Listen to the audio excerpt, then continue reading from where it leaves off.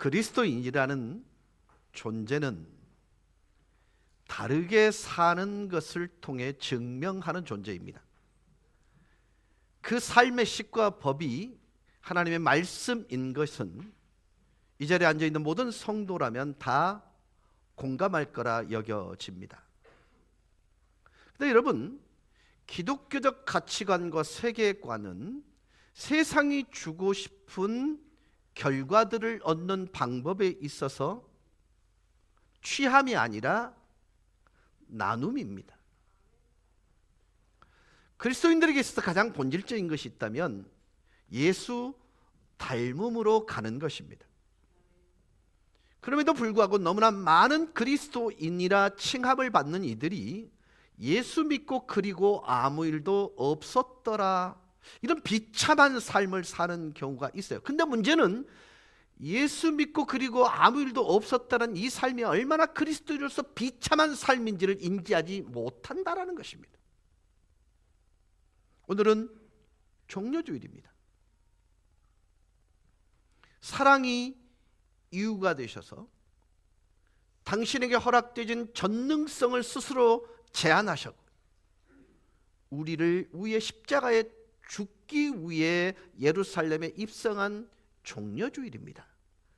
당사자인 예수님의 입장에서 보면 지금부터 치루어야 될 당신에게 부과된 대가 지불은 상상을 초월하는 고통이었을 것입니다. 그러나 그럼에도 불구하고 기꺼이 뚜벅뚜벅 예루살렘을 향해 걷고 있는 것입니다. 여러분, 이제 부활하신 주님은 여러분과 함께 할 수 없습니다. 손과 발을 통해서 그분은 여러분에게 오실 수 없습니다. 그런데 성령 하나님께서 여러분과 동행하셔서 주님이 가시고 싶고 주님이 변화시키고 싶은 누구에겐가 찾아가는 방법으로 여러분이라는 통로를 사용하신다는 것입니다. 그래서 종려주일에 임하는 그리스도인들의 태도는 달라야 합니다. 적어도 명곡교회의 성도들은요, 종려주일을 기념하는 것에 멈춰서는 안 됩니다. 나를 변화시키고 좀 더 심화시키고 그래서 예수의 장성한 분량에 이르는 한 걸음의 진보가 있어야 할 것입니다. 우리 교단의 참 아름다운 가치 중에 하나가 고신 복음병원입니다. 그 병원이 세워질 당시는요, 정말 가장 예수를 깊게 닮은 한 그리스도인에 의해서, 두 분에 의해서 어쩌면 이 병원이 세워졌다 해도 과언이 아닙니다. 그런데 이 병원이 지금은 정직원만 1,700명, 임시직까지 포함한 2,200명에 달하는 정말 한강 이남에서 베드수가 가장 많은 병원으로 성장했습니다. 1년에 매출만 3,300억입니다. 병원도 환자도 많아서 제법 운영이 잘 되는 병원이라 칭합니다. 근데 어떤 문제들이 있어서 병원이 굉장히 어렵습니다. 부채도 엄청 많아서 그로 인해 직원들의 월급을 주지 못할 때도 있었습니다. 그 부채는 점점 늘어나 상당한 압박을 받고 있는 것입니다. 그러나 교회 목회를 하는 목회자인 저로서는 그 어려움이 도무지 이해가 되지 않았습니다.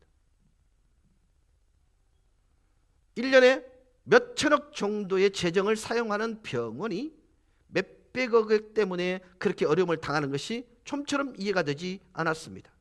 여러분, 목회를 하다 보면 보통 교회는요, 어렵고 중요한 일이 있을 때마다 교인들이 1년 재정의 몇 배 정도는 헌금을 해서 그 일들을 감당하기 때문에요, 목회자의 시선을 보면 그 병은 이해가 안 됩니다.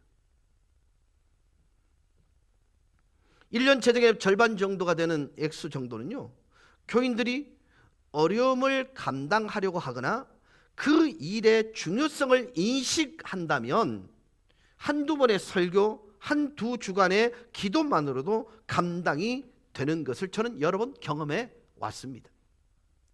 이와 같은 경험은 우리 명곡교회를 섬기면서 거의 날마다 경험하는 일상적인 일이기도 했습니다. 근데 우리 병원은 1년 예산의 절반 정도밖에 안 되는 빚을 해결하지 못하여 상상할 수 없는 고통을 받고 있어요. 그래서 그 일들을 놓고 정말 곰곰이 생각을 해 보았습니다. 결론은 이것입니다. 교회와 기관에는 정말 매우 중요한 차이가 있더라.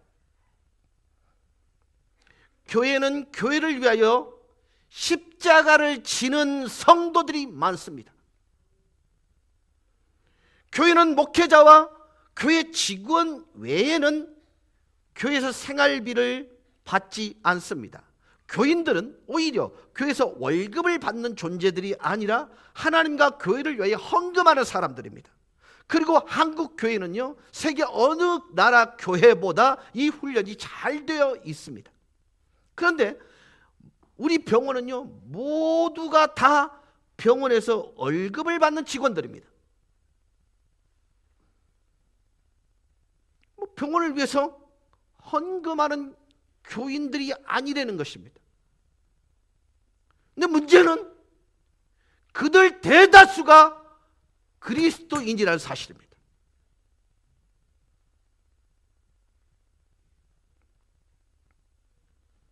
별것 아닌 것 같은데 병원으로부터 조금이라도 더 받으려고 하는 마음들이 모두 있었으나 병원을 위해 자기의 것을 바칠 수 있어야 한다는 생각을 하는 그런 사람은 없습니다.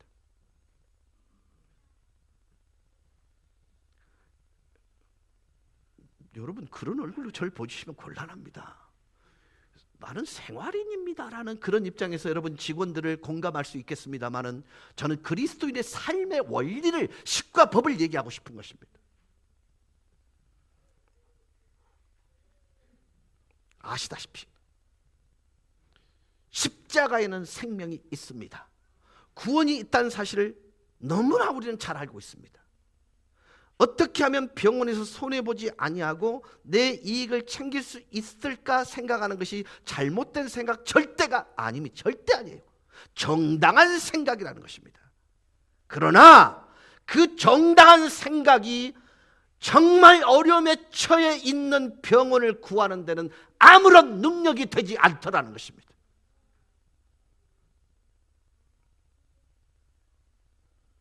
병원에 다만 몇 사람이라도 병원을 위해 손해보고 희생을 하고 최소한 자기 십자가를 질 수 있는 사람이 있어야 그 공동체가 그래도 호흡할 수 있는 거예요. 저는 그 손해와 희생을 통한 십자가를 최소한 믿음의 사람들이 감당해야 된다고 생각합니다. 여러분, 그리스도인들은요, 예수 믿는 것으로 인해서 누군가를 변화시켜야 되고 다르게 사는 모습을 보여줌으로 인해서 그들에게 하나님을 들켜내는 삶을 살아내야 하는 것입니다. 달려야 되는 것입니다. 다르게 생각하고 다르게 말하고 다르게 사는 것을 통해서 구별되는 존재로 우리는 증명되어져야 하는 것입니다. 언제나 십자가는 아시다시피 믿음의 사람들의 몫이어야 합니다.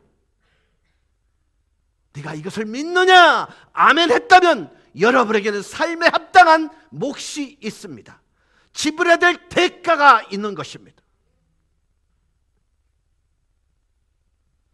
결과는 하나님께 맡겨드릴 일이지만 저는 하나님께서 은혜를 주셔서 병원들의 직원, 병원의 직원, 병원을 위하여 교인들이 교회와 하나님을 위해 사역을 위하여 헌신하듯 자기 몫의 십자가를 지는 운동을 벌인다면 오늘의 문제는 그렇게 크게 부각되지 아니하리라고 생각이 듭니다. 목사님, 이론이에요? 아닙니다. 여러분, 십자가가 있는 곳에는 언제나 생명이 있고 구원이 있습니다. 그러나 십자가가 없는 곳에는 언제나 사망이 있고 실패가 있습니다. 십자가는 구원이고 생명이라는 것을 여기 앉아있는 모든 그리스도인들은 다 압니다. 문제는 그것을 누가 지느냐의 문제입니다. 그 십자가를 지고 누가 그 십자가의 열매를 딸 것인가? 언제나 어렵습니다.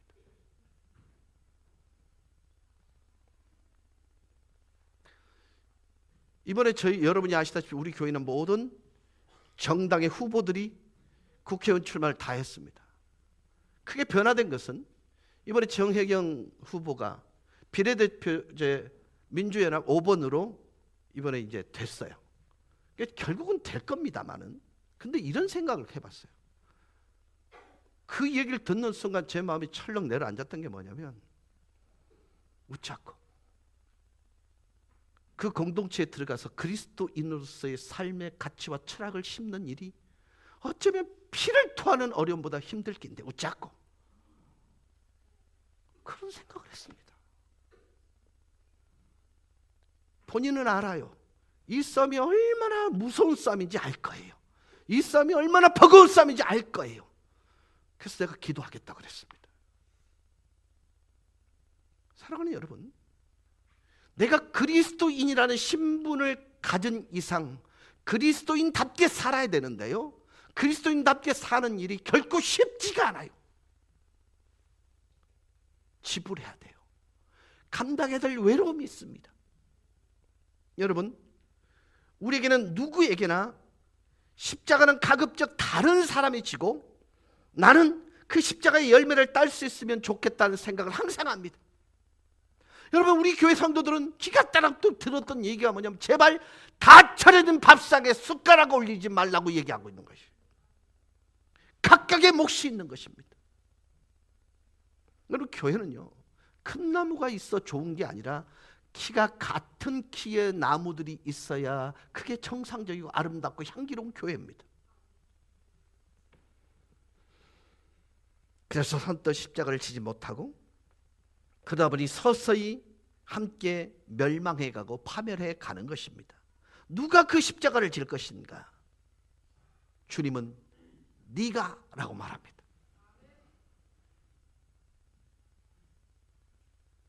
오늘은 종료주일이고요, 다가오는 한 주간은 예수님의 십자가 고난을 묵상하는 고난주간입니다.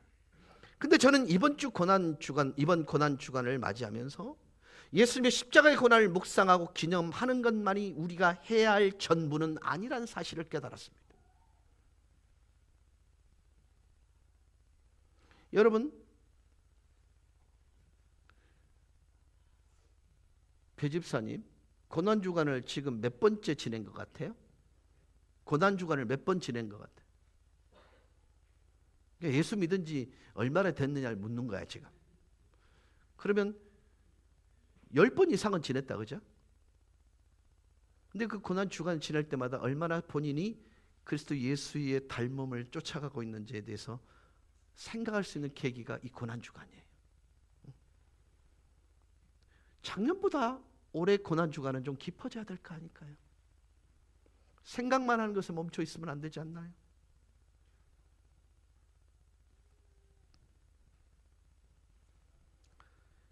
우리를 향하신 하나님의 뜻은 예수님의 십자가와 고난을 묵상하고 기념하는 것이 아니라 한 발 더 나아가 예수 그리스도와 함께 세상을 위한 고난과 십자가를 함께 지는 그리스도 예수의 군사와 제자가 되는 것을 주님이 원한다는 거예요. 멈춰 있는 것이 아니에요.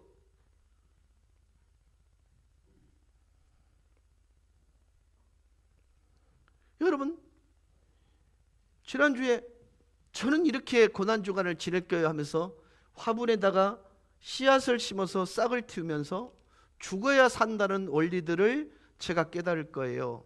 그랬더니 우리 행정목사와 우리 장로님들이 의논을 해서 여러분 아예 통째로 이번 한 주간 동안 이 싹을 틔우는 일을 할 겁니다. 근데 여러분, 그냥 싹을 틔우는 일만 하는 게 아니고요, 여러분, 그냥 우리가 어떻게 준비를 했냐면 실제로 구혜진 집사가 씨앗들을 다 심어봤어요. 그래서 일주일 만에 싹 틔우는 것을 6가지를 구해가지고요, 그거 준 거예요. 그만 여러분한테 준 거 아니에요. 그러니까 살아있다면 이 한 주간 동안은 분명히 싹이 날 거예요. 아니면 여러분이 잘못 키우든지. 여러분, 죽어야 사는 거잖아요, 우리 기독교는. 죽는 거예요. 김수준 장로님 성질 좀 죽일 것 같아요. 어때요? 한 주간 동안 확 죽일 거제? 네. 여러분, 예수 믿는다는 것, 한 주간의 고난을 경험한다는 건요, 다른 게 아니에요. 내 삶의 조금을 그리스도인을 닮게 만들어 가도록 나를 복종시키는 게 사실 고난에 참여하는 거예요. 네? 우리 선임 장로님께서 성질을 좀 안 내겠다고 그랬으니까, 여러분 오해하지 마세요. 맨날 성질내는 분 아니에요. 내가 만만하니까 그렇게 치는 거예요. 여러분,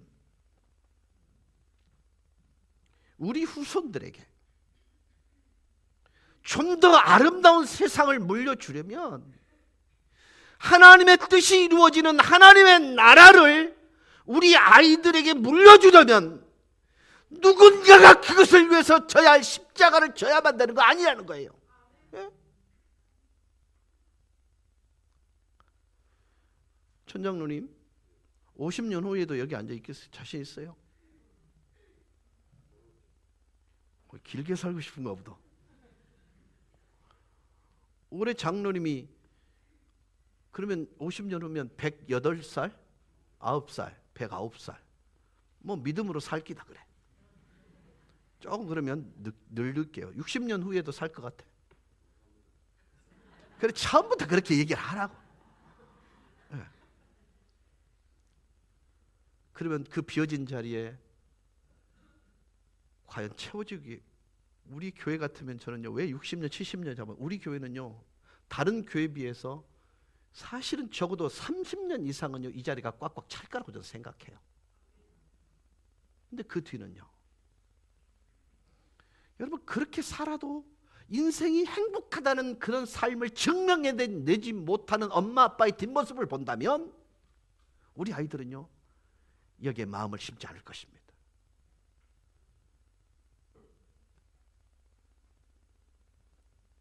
하나님의 뜻, 하나님의 식과 법보다 세상의 꾀를 쫓아 하나님과 다른 식과 방법으로 살아가며 잘못된 관행과 싸우다가 손해보기도 하고 다치기도 하고 고생할 수 있는 게 우리의 삶입니다. 적어도 어른된 우리의 삶이에요. 여러분, 물을게요. 진짜로 물을게요. 박강만 장로님 한번 여쭙게요. 예수님과 함께 있으면 편할 것 같습니까? 그것이 아닐 것 같습니까?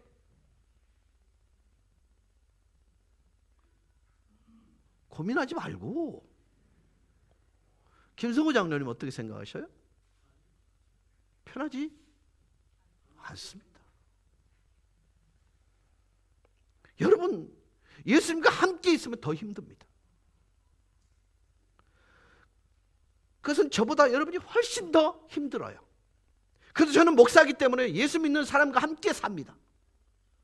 물론 예수 믿는다고 모든 사람들이 다 하나님의 식과 법을 따라 사는 사람이 아니기 때문에 교회와 교계 안에서도 세상에서 겪는 그런 고통을 같이 경험하는 일들이 분명히 존재합니다. 그러나 그래도 여러분의 세상에서 겪는 그 어려움과 제가 경험하는 어려움은 비교할 수 없을 만큼 다릅니다. 의인, 즉 믿음의 사람, 즉 하나님의 식과 뜻을, 법을 고집하며 살아가려고 하는 사람은요, 사는 게 절대로 편하지 않아요. 그렇지 않습니까?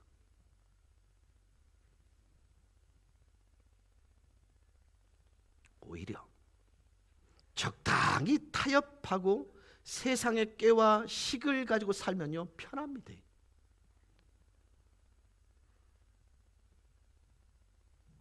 그러나 이 세상에서 하나님을 믿으며 하나님의 식과 법, 삶을 고집하며 산다는 것은요, 정말 쉽지 않은 것입니다. 의인이 당하는 고난이 존재하더라는 것입니다. 오늘 본문이 그 얘기를 하고 있는 것입니다. 예수님과 함께 타고 있는 배에 큰 물결이 일어나 덮습니다. 평생을 바다에서 배와 씨름, 파도와 씨름하며 살던 어부들이, 대부분 제자들이 죽음의 공포를 느낄 만큼 큰 파도를 경험합니다. 여러분 아십니까? 예수님과 함께 있는 바다에 큰 풍랑이 일어난 것입니다.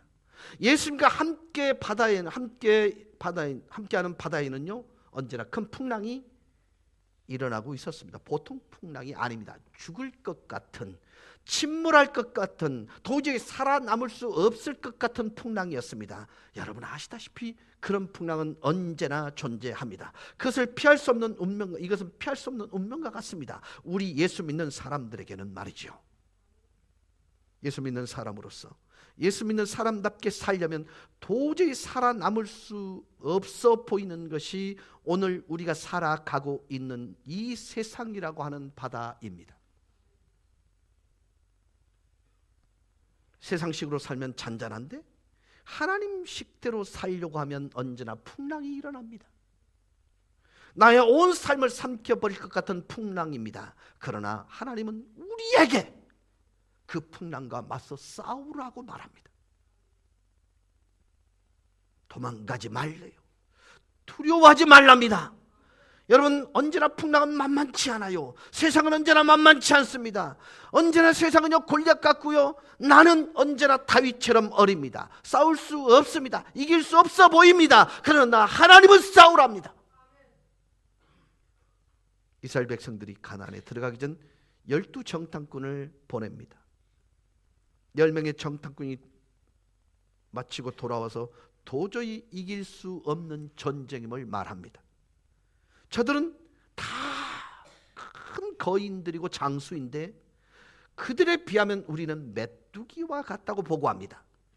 여러분 아시다시피 이 보고는 거짓말이 아니었습니다.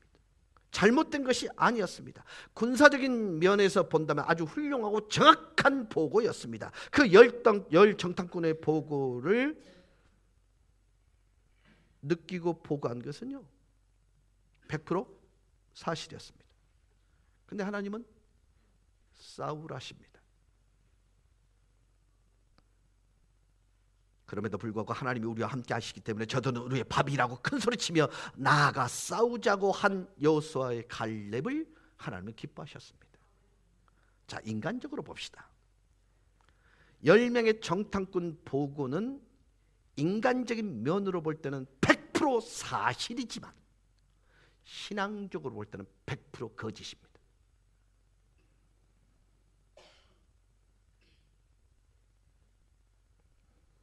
그들의 보고 속에는 하나님이 전제되지 않았습니다. 믿음이 없었습니다. 여러분 그들이 누군지를 상기시켜 드립니다. 홍해를 가르시는 하나님을 직접 경험한 사람들입니다. 마른 가지에 싹이 나는 것을 본 사람들입니다. 반석에서 물이 난 것을 본 사람들입니다. 낮에는 구름 기둥, 밤에는 불 기둥으로 그들을 보존해 주신 하나님을 그들은 경험한 사람들입니다. 만나와 메추라기를 경험한 사람들이 그들입니다. 그 살아계신 하나님을 보고 체험한 사람들이 하나님을 잊어버린 것입니다. 악한 일인 것입니다. 여러분 이렇게 여쭙고 싶습니다. 이길 수 있는 전쟁을 도망하자고 한 것은 이게 바로 역적질입니다. 이게 반란입니다. 10 정탐꾼들은요 가나안 땅의 거인들만 눈에 보였습니다. 그래서 무서웠습니다. 자신들이 메뚜기처럼 보였을 것입니다. 그러나 여호수아와 갈렙은 거인들도 봤지만 자신들과 함께 하셨던 하나님을 믿음의 눈으로 보았고 하나님을 믿음으로 보니까 거인들이 무섭지 않았던 것입니다. 자신들이 메뚜기처럼 보인 것이 아니라 저들 거인들이 자신의 밥처럼 보였던 것입니다. 그래서 나가자, 싸우자고 외칠 수 있었던 거예요. 그런 믿음이 없었던 10명의 정탐꾼은 그와 같은 용기를 낼 수 없었습니다. 그래서 두려워했던 것입니다. 그리고 싸우지 말고 도망하자고 했습니다. 풍랑이 두려워서 예수님을 깨운 제자들에게 예수님은 이렇게 말합니다. 믿음이 적은 자들아. 말씀 한마디로 바다를 잠재우시는 예수님의 능력을 나중에 보고 알았지만 그들은 먼저 믿는 믿음을 선택하지 않았습니다. 여러분께 이렇게 묻고 싶습니다. 하나님의 전능성을 믿으십니까? 그 전능하신 하나님은요, 우리의 아버지신데요. 근데 그 아버지께서 당신을 증명하기 위해서 당신은 전능을 한 번도 쓰신 적이 없고, 우리에게 사랑이 이유가 될 우리를 구원하기 위해서만 그분은 당신의 전능성을 선용하셨다는 것, 그리고 그 전능성은 지금도 우리를 향하여 유효하다는 사실을 믿으십니까? 그러면 싸우십시다. 믿음이 없다라는 하나님의 꾸지람을 듣지 마십시다. 여러분, 한 주간 동안 우리에게 그 시간이 주어질 것입니다. 믿음으로 세상과 싸우라고 얘기합니다. 제가 가지고 있는 매우 중요한 인생의 철학이 한 가지가 있습니다. 그것이 뭐냐면, 싸움은 일주일이지만 도망가면 40년.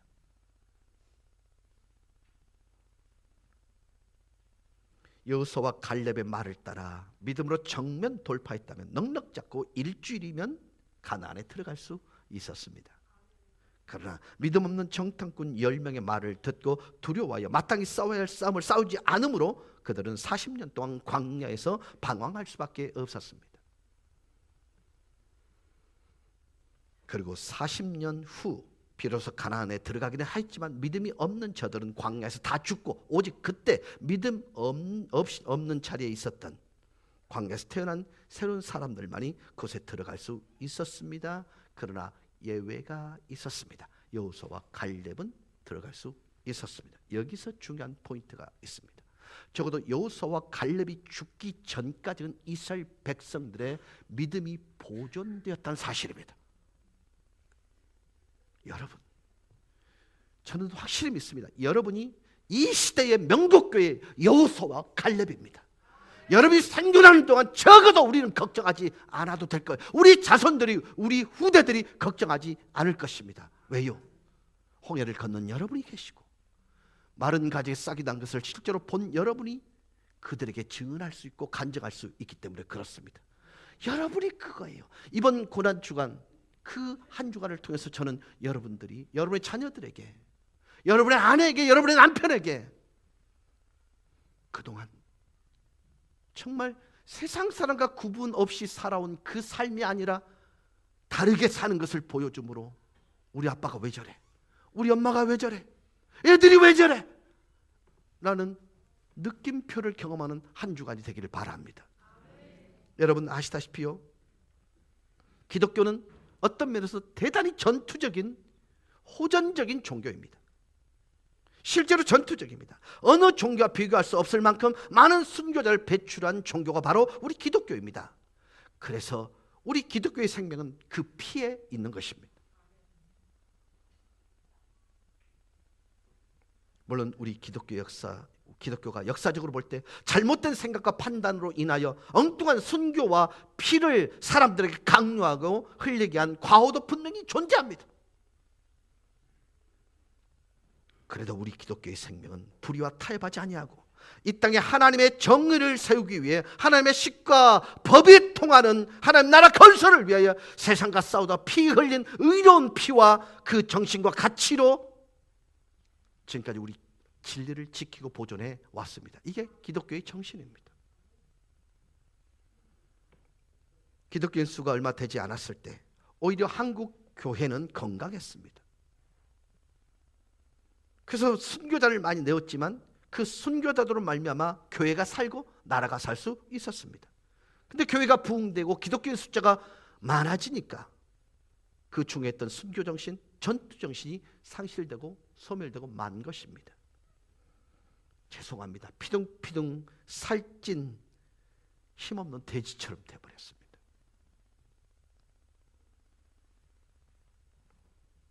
세상과 자신을 구원할 그 어떤 힘도 능력도 가지지 못한 교회가 되고 말았습니다. 우리 명곡교회는 고난주간에 예수님의 십자가와 고난을 묵상만 하는 교회가 아니라 예수님의 십자가와 고난에 동참하는 그런 교회와 성도가 되기를 주의 이름으로 축원합니다. 하나님의 사람으로서 하나님의 식과 하나님의 법을 고집하다가 풍랑을 만나도 두려워하지 아니하고 죽기까지 피 흘려 싸우는 교회 성도가 되었으면 좋겠습니다. 세상과 타협하지 아니하고 손해를 보면서 피를 흘리면서도 죽으면 죽이라는 믿음과 믿음의 배짱을 가지고 세상과 싸워 이기는 그런 성도가 되었으면 좋겠습니다. 누군가는 죽어야 사람이 살고, 누군가는 손해보아야 다른 이가 이익을 본다면, 누군가를 죽이고 그 덕에 사는 사람이 아니라 누군가를 손해보이고 그 덕에 내가 이익을 보는 사람이 아니라 내가 죽음으로 다른 사람을 살리고 내가 손해봄으로 다른 사람에게 이익을 끼칠 수 있는 삶을 사는 것, 이게 그리스도인의 삶인 겁니다. 이게 그리스도인의 능력인 것입니다. 여러분, 그리스도인은요, 힘을 가지는 존재가 아니라 영향력을 갖는 존재가 되어야 되는 거예요. 그래서 너희는 세상의 빛이다, 소금이라 말하는 것입니다. 말씀을 맺겠습니다. 여러분, 우리의 아이덴티티, 정체성은 세상과 사람들은 내 덕을 보는 거고, 우리 그리스도인들은 하나님 덕을 보는 사람들입니다. 어떤 걸 선택하실래요?